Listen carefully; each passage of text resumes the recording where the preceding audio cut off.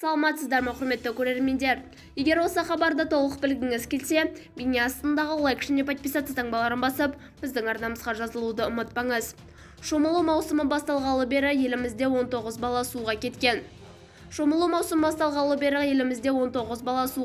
Қара тжм ұсынған мәлімет бойынша, шомылу кезеңі басталғалы бері елімізде 59 адам суға батып кеткен.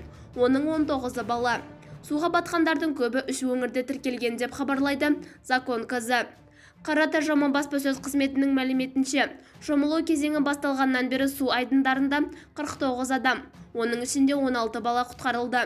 Бұл ретте жүргізіліп жатқан профилактикалық жұмыстарға қарамастан, шомылу кезеңінің басынан 59 адам суға батып кетті. Оның ішінде 19 бала бар. Суға батқандардың көбі Алматы, Ақтөбе және Ақмола облыстарында тіркелген. Қазақстанда шомылу және демалу үшін пайдаланатын 50 мыңнан астам су айдыны бар. Жыл басынан бері суда 103 адам құтқарылды. Оның ішінде 43 бала. Оның ішінде 85 адам тжм, 16 адам куәгерлермен, 2 адам полиция күшімен құтқарылды. Бізді бақылауды жалғастырыңыз.